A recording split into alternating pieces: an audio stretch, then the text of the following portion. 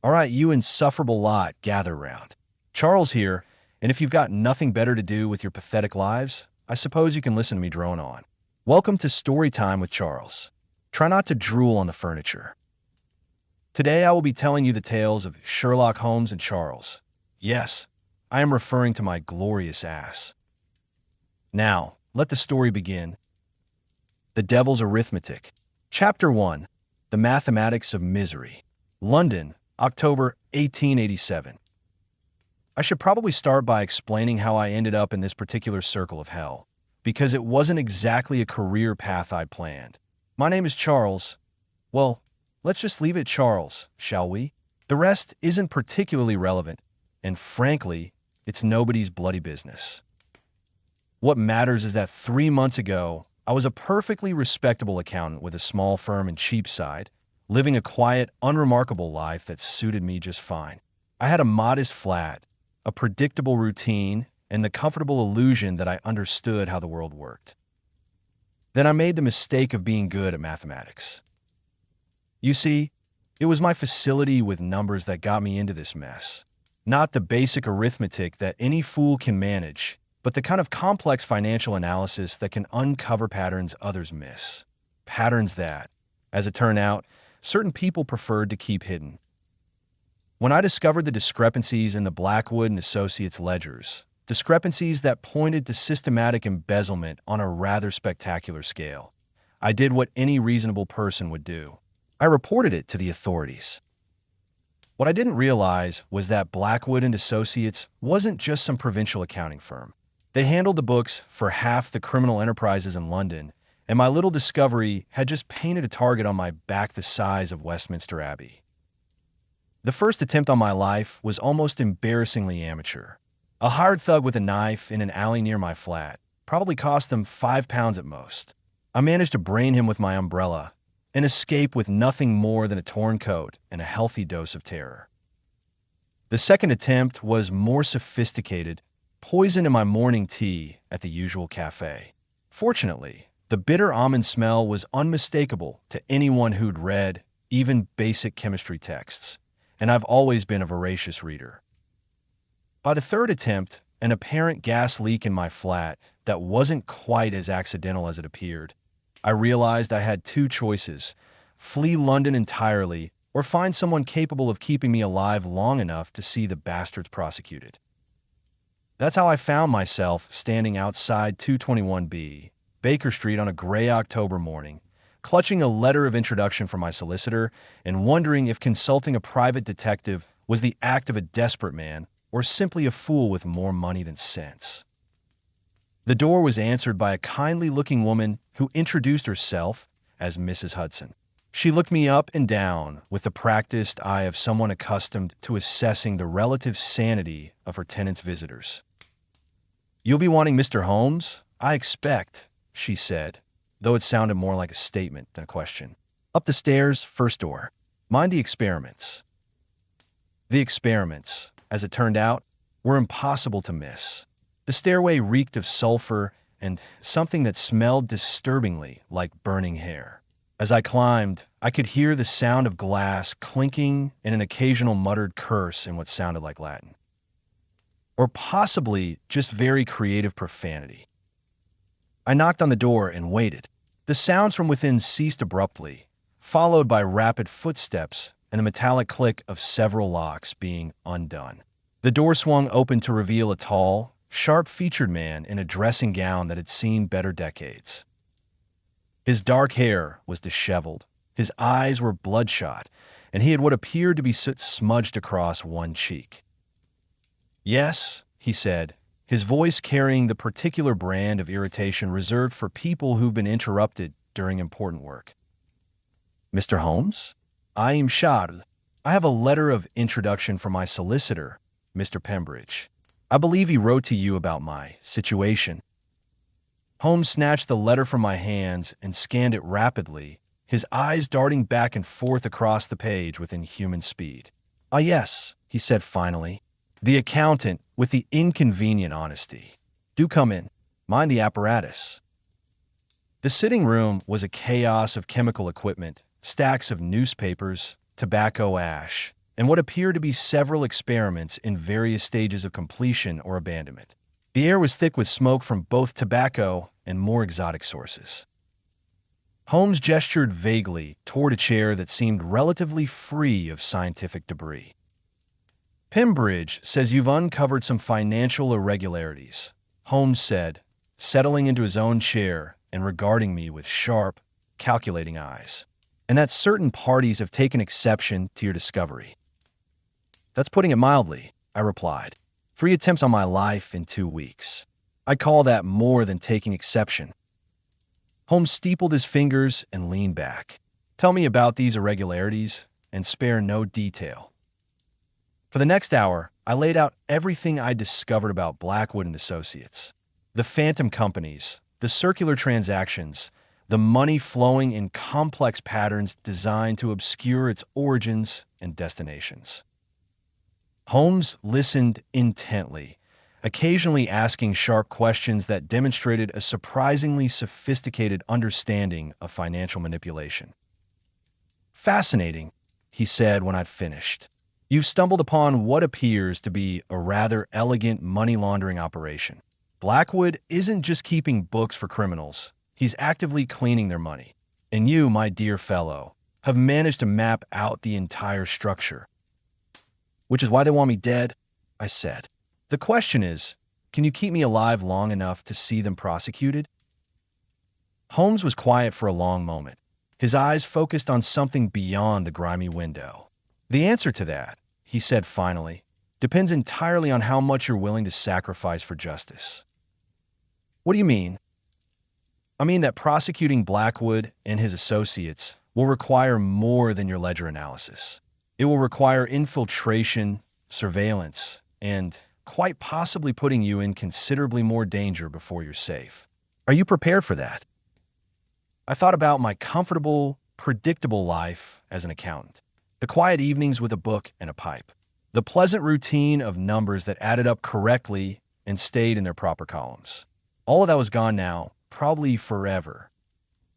I don't seem to have much choice, I said. Holmes smiled then, a sharp, predatory expression that made me suddenly understand why criminals might find him unsettling. Excellent. Then welcome, Charles, to the art of detection.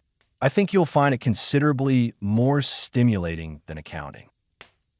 What I found over the following days was that Holmes's idea of keeping me safe involved moving me into a spare room and immediately putting me to work on the Blackwood case. The spare room, it turned out, was little more than a closet filled with chemical apparatus and stacks of criminal monographs, but it was better than my gas-filled flat. The work itself was unlike anything I'd ever done. Where accounting had been about organizing information into neat, predictable patterns, detection was about finding the hidden patterns, the connections that weren't supposed to exist. Holmes taught me to see beyond the obvious, to notice the details that others missed. Observation, Charles, he would say, usually while conducting some incomprehensible experiment with test tubes and Bunsen burners. The human mind sees what it expects to see. Our task is to see what is actually there. It was during my second week at Baker Street that I first saw the cat. I was working late, poring over shipping manifests that Holmes had somehow acquired from the London docks, while I became aware of being watched. I looked up from the papers to find a sleek Siamese cat sitting on the windowsill, regarding me with unervingly intelligent blue eyes. That wasn't the remarkable part. Cats, even well-bred ones, were common enough in London. What was remarkable was the tiny top hat perched perfectly on the cat's head. Not a crude approximation or a child's toy, but a genuine miniature top hat, complete with a red silk band, sitting at the precise angle one might expect on a gentleman attending the opera. I blinked, certain I was hallucinating from the chemical fumes that seemed to permeate every surface in the flat. When I opened my eyes, the cat was still there, still wearing the hat, still watching me with those disturbingly perceptive eyes. "Holmes," I called out, not taking my gaze off the cat. "There's a situation in here."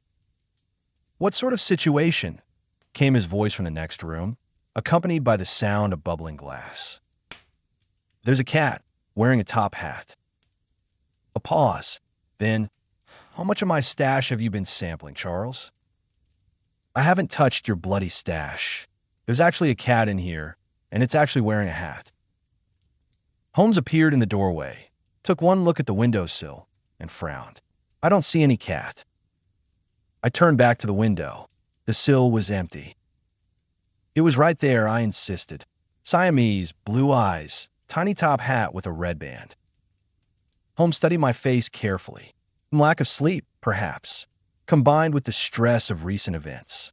Hallucinations aren't uncommon under such circumstances. But I knew what I'd seen.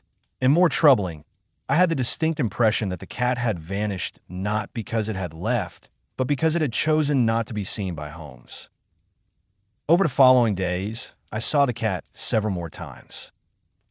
Always when I was alone, always watching from some impossible perch. The top of a bookshelf it couldn't have reached, the narrow ledge outside a third-story window, once even from inside a locked cabinet that I was certain had been empty moments before. It never seemed surprised to see me, never startled when I noticed it. It simply observed, with those unsettling blue eyes that seemed to hold far too much intelligence for any ordinary animal. I stopped mentioning it to Holmes after his third lecture on stress-induced hallucinations. The Blackwood case, meanwhile, was growing more complex by the day. What had started as a simple embezzlement scheme was revealing itself to be part of something much larger and more sinister. The money being laundered wasn't just from typical criminal enterprises: theft, prostitution, gambling. There were funds flowing from sources that suggested international connections, political corruption, and enterprises that operated in the shadows of empire. "This is bigger than we initially assumed," Holmes said one evening, spreading a complex diagram across his desk. The diagram showed the flow of money through dozens of companies, banks, and individuals, a spider's web of financial connections that spanned not just London, but half of Europe. Blackwood isn't just a criminal accountant. He's the nexus of a network that handles dirty money for some very powerful people. Which explains why they want me dead, I observed. Indeed, you've mapped the financial structure of what may be the largest criminal enterprise in Europe. That makes you either a very valuable asset or a very dangerous liability. And which am I to you? Holmes looked up from his diagram, and for a moment his expression was unreadable. That remains to be seen. It was a rather unsettling response, but I was beginning to understand that unsettling responses were Holmes's specialty. The man seemed to take perverse pleasure in keeping everyone around him slightly off balance, uncertain of where they stood or what he was really thinking. What I was thinking, increasingly, was that I'd stumbled into something far beyond my understanding or capabilities. The world of crime and detection that Holmes moved through so effortlessly was alien to me, governed by rules I didn't understand and populated by people who thought nothing of murder as a business expense. But I was also discovering something unexpected about myself. Despite the danger, despite the uncertainty, despite the constant awareness that powerful people wanted me dead, I was more alive than I'd ever been. The work was challenging in ways that accounting had never been. Every day brought new puzzles, new connections to uncover, new pieces of a vast and intricate conspiracy. And there was Holmes himself, brilliant, infuriating, utterly self-absorbed, but undeniably fascinating. Watching him work was like watching a master craftsman, if the craft in question happened to be the systematic destruction of criminal enterprises. He moved through the investigation with a confidence that bordered on arrogance, always seeming to be several steps ahead of everyone else, including me. "Tell me, Charles," he said one evening as we walked through the fog-shrouded streets of Whitechapel, following up on a lead that had taken us into the heart of London's most notorious district. "What did you think you were doing with your life before all this began?" It was an odd question, and I considered it carefully before answering. I thought I was building something stable, a career, a reputation, a comfortable life. I thought I understood what success looked like. And now, I glanced around at the grimy streets, the shadowy figures in doorways, the general atmosphere of menace that seemed to cling to this part of London like a physical presence. Now I think I was sleepwalking. Holmes smiled, a rare expression of what might have been approval. Most people spend their entire lives asleep, Charles. They perform their roles, follow their routines, and never realize that they're missing the most interesting parts of existence. The parts that involve people trying to kill you? Among others, yes. We were heading toward a public house called the Broken Anchor, where Holmes believed we might find one of Blackwood's couriers. It was the sort of establishment that respectable people avoided, which made it perfect for the kind of business we were pursuing. As we approached the pub, I caught a glimpse of movement in my peripheral vision. There, perched impossibly on the narrow ledge of a third-story window above the street, was the cat. Its tiny top hat was perfectly straight despite what must have been a precarious position, and its blue eyes seemed to glitter in the gaslight. This time, I didn't mention it to Holmes. The Broken Anchor was exactly what you'd expect from a Whitechapel public house. Dim, smoky, and populated by people who looked like they'd slit your throat for the price of a pint. Holmes moved through the crowd with an easy confidence that suggested he was perfectly at home in such surroundings. We found our man in a corner booth, a nervous-looking fellow with thinning hair and the soft hands of someone who worked with papers rather than tools. Holmes approached him directly, which seemed like a risky strategy given the hostile atmosphere of the place. "Mr. Wickham," Holmes said, sliding into the booth across from the man. "We need to talk." Wickham went pale. "I don't know who you are, but I ain't talking to nobody about nothing. My name is Sherlock Holmes, and this is my associate Charles. We're investigating the financial irregularities at Blackwood and Associates. You can talk to us here, quietly and civilized, or you can talk to Scotland Yard tomorrow in considerably less comfortable circumstances."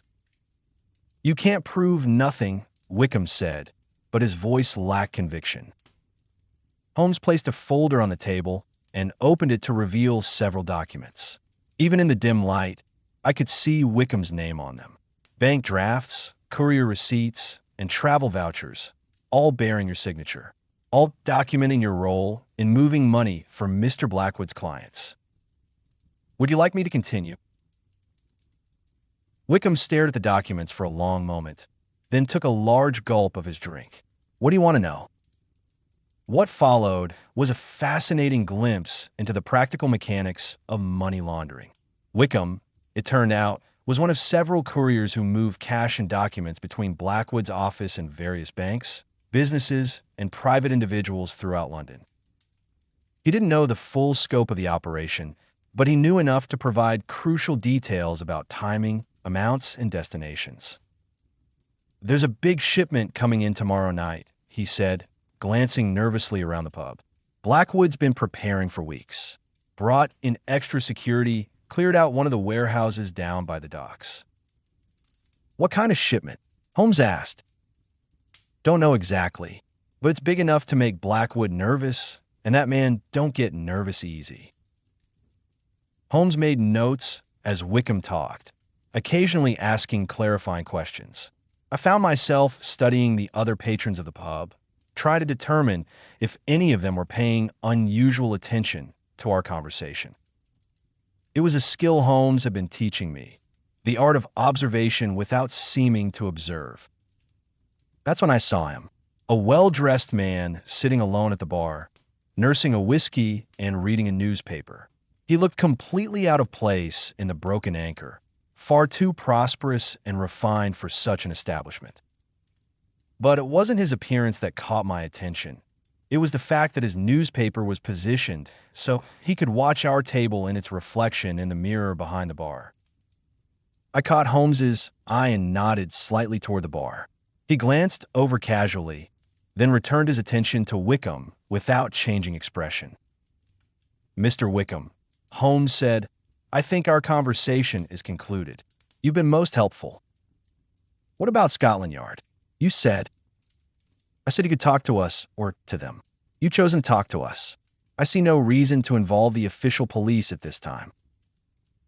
Wickham looked relieved and confused in equal measure. He gathered up his coat and left quickly, probably wondering if he'd just made a terrible mistake. Holmes closed the folder and leaned back in his seat. "Well, Charles, what do you make of our well-dressed friend at the bar?" "Professional surveillance," I said, "positioned to watch us, but trying to look casual about it." "Indeed. And what does that suggest to you?" "That Blackwood knows we're investigating him. Or that someone does. The question is whether our friend is working for Blackwood directly or for one of his clients." Holmes stood up. "Shall we find out?"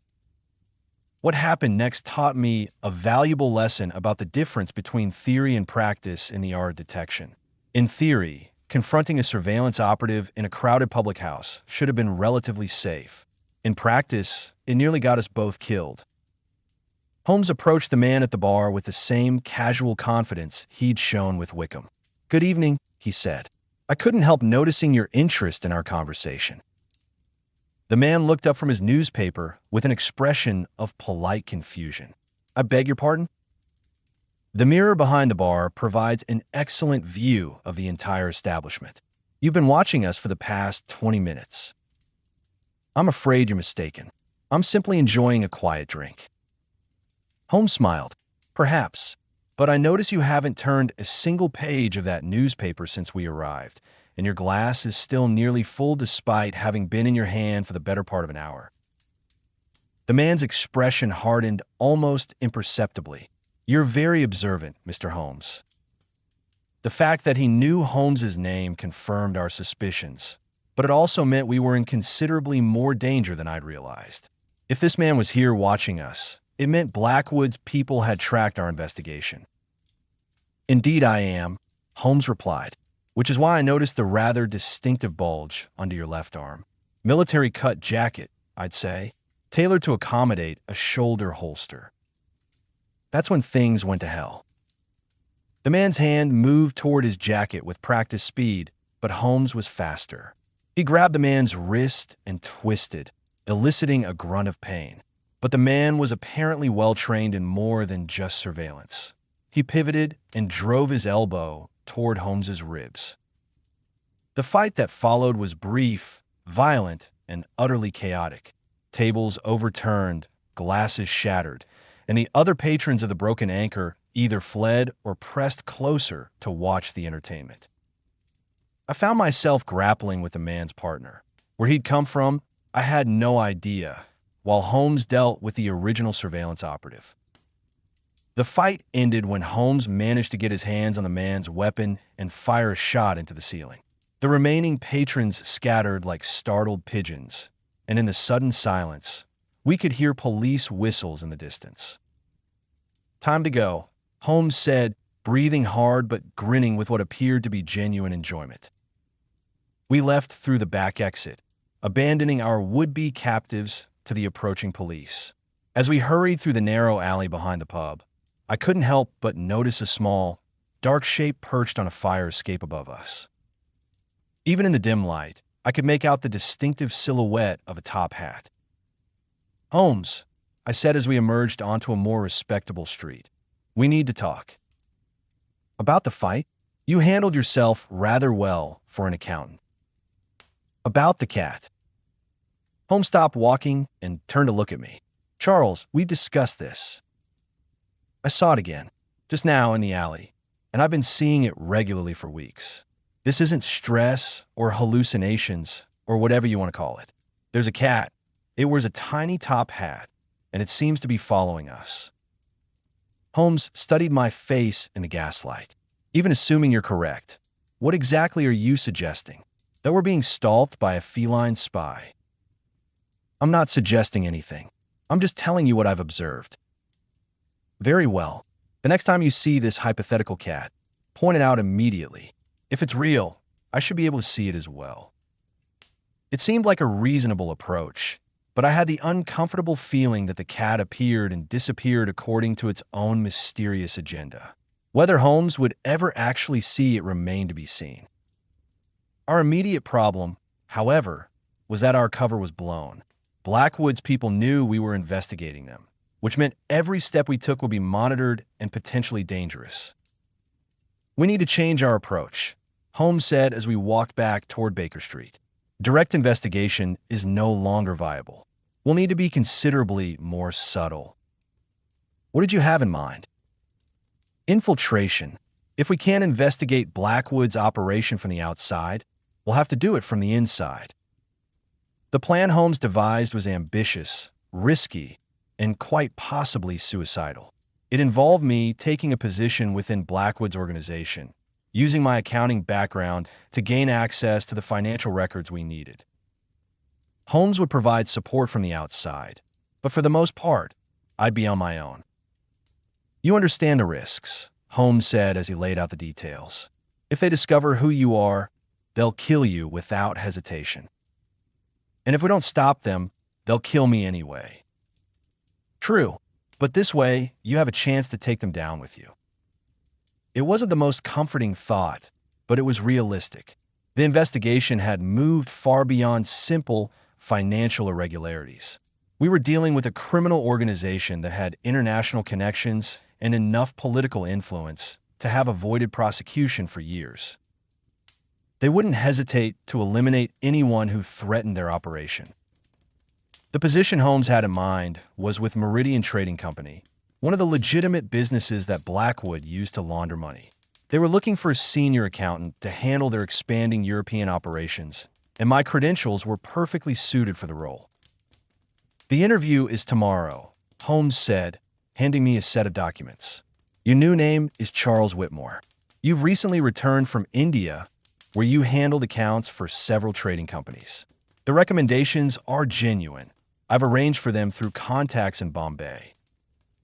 I studied the papers with professional interest. They were masterfully forged, down to the watermarks and official seals.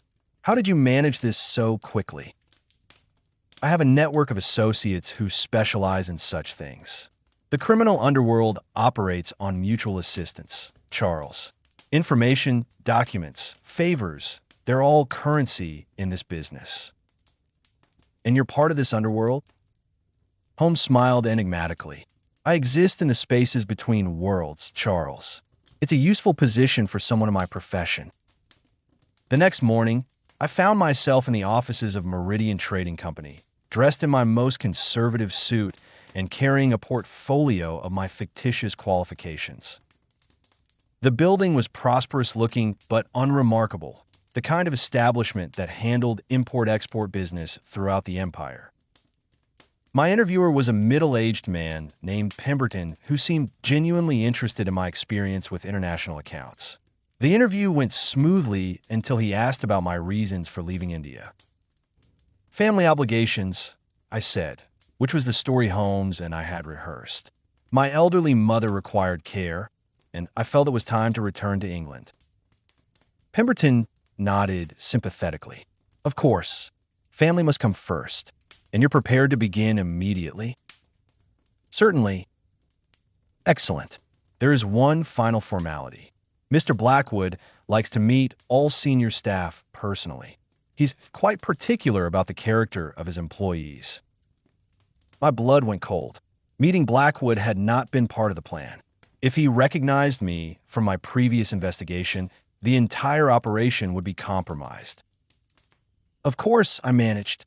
"I'd be honored to meet Mr. Blackwood." Pemberton led me down a corridor to a well-appointed office overlooking the Thames.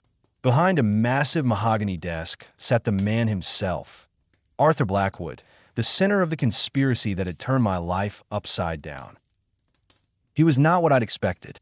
Instead of the sinister criminal mastermind I'd imagined, Blackwood appeared to be a perfectly ordinary businessman in his 50s, well-dressed but unremarkable, with the soft hands and pale complexion of someone who spent his time with ledgers rather than violence. "Mr. Whitmore," he said, rising to shake my hand. "Pemberton tells me you come highly recommended." "Thank you, sir. I'm eager to contribute to the company's success." Blackwood studied my face carefully, and for a terrifying moment, I thought he might recognize me. But his expression remained politely interested. "Your experience with currency transactions will be particularly valuable," he said. "We handle a great deal of international business, and accuracy is essential." "I understand completely, sir." "Good. Then welcome to Meridian Trading, Mr. Whitmore. I trust you'll find the work educational."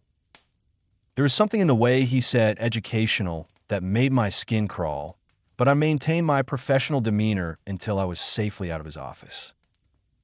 I started work the following Monday, and within my first week, I discovered that Holmes's suspicions about the scope of Blackwood's operation had been conservative. Meridian Trading wasn't just laundering money for London criminals. They were handling funds from criminal organizations throughout Europe and possibly beyond. The legitimate trading business provided perfect cover.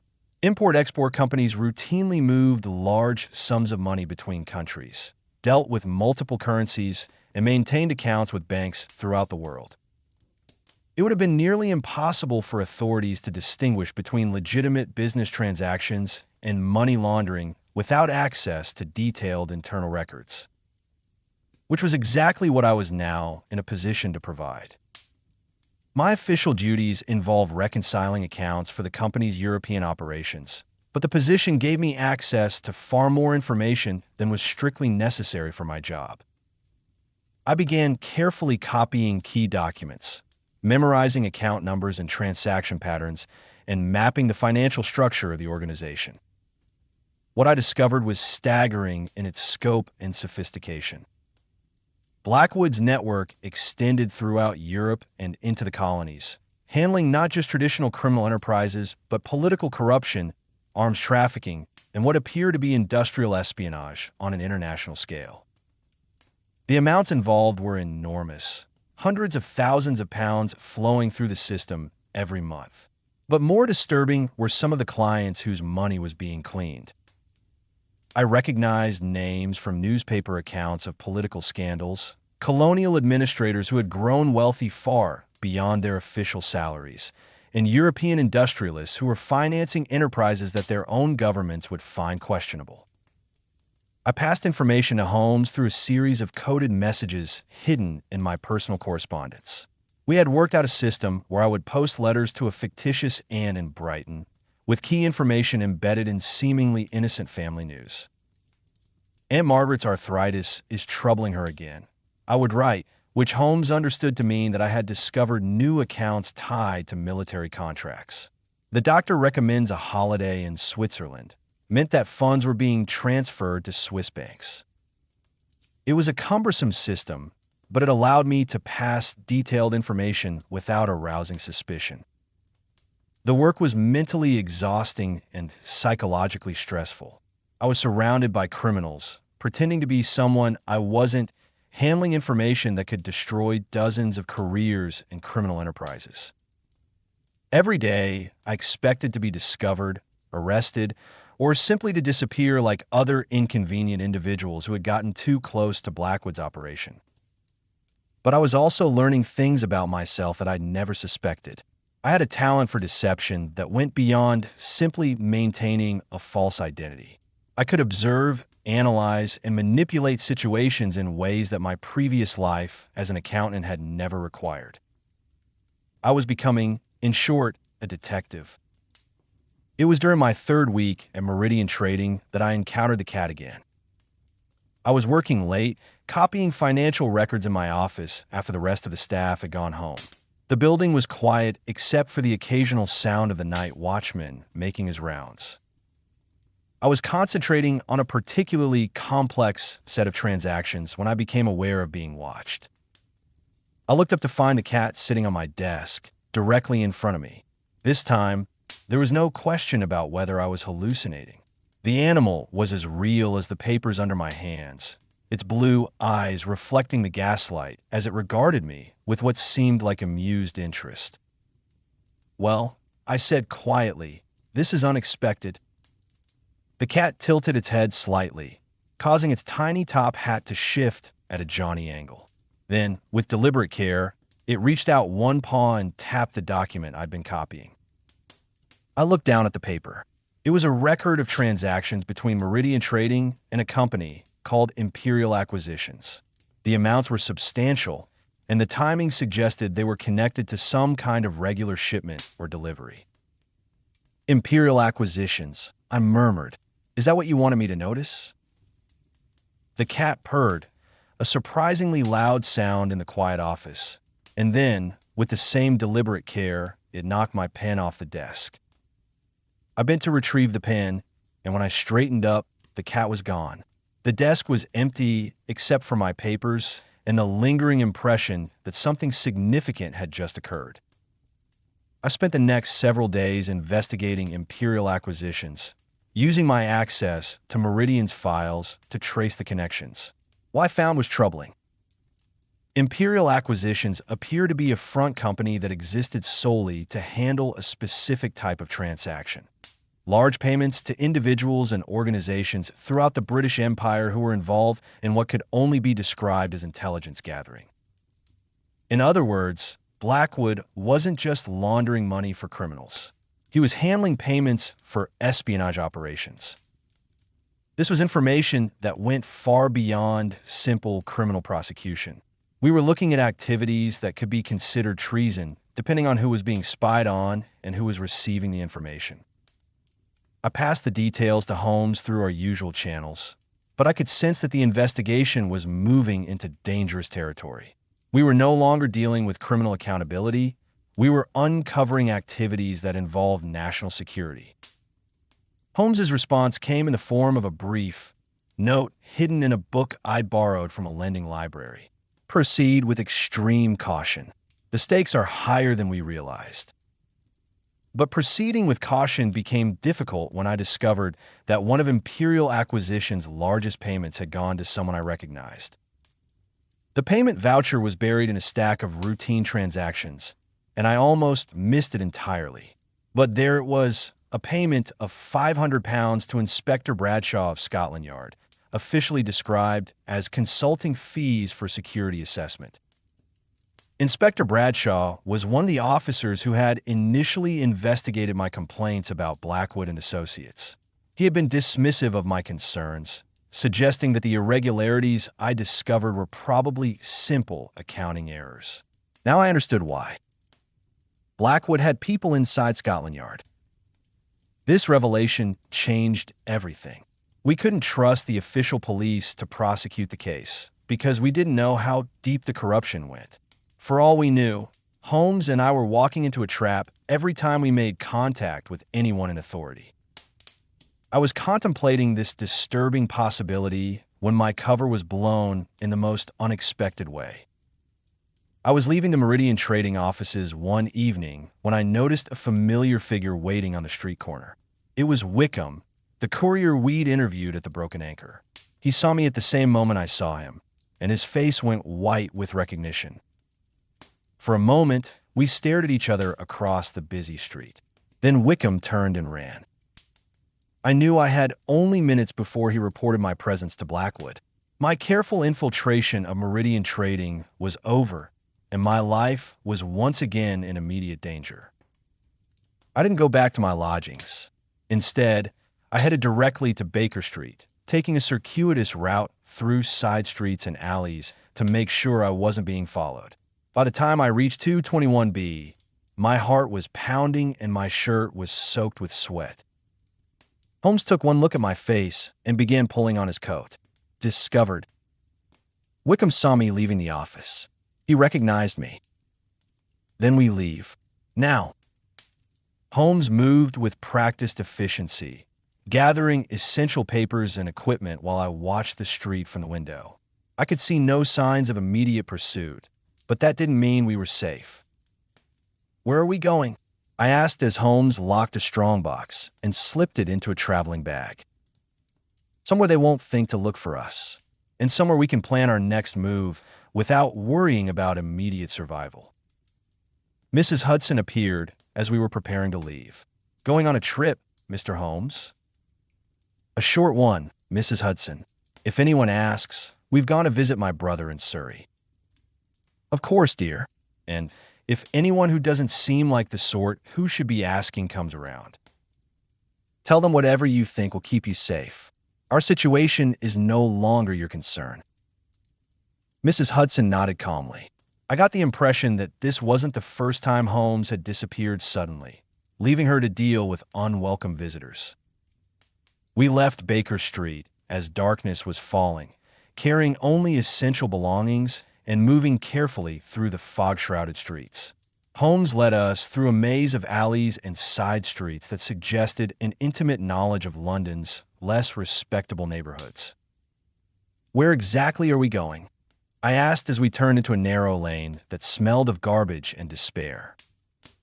"The last place anyone would expect to find a consulting detective and his associate," Holmes replied.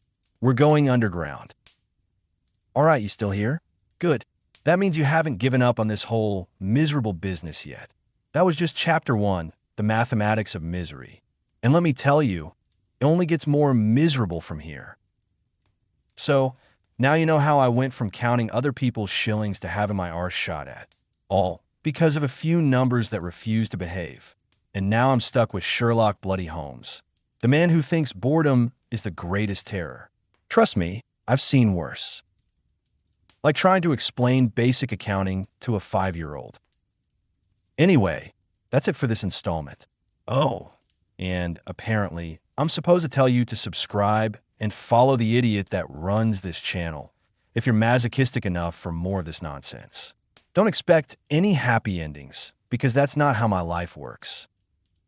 Just more convoluted nonsense, and probably more people trying to kill me. You're welcome.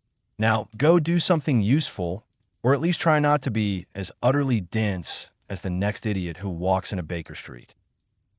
Catch you later, or maybe not. Probably not.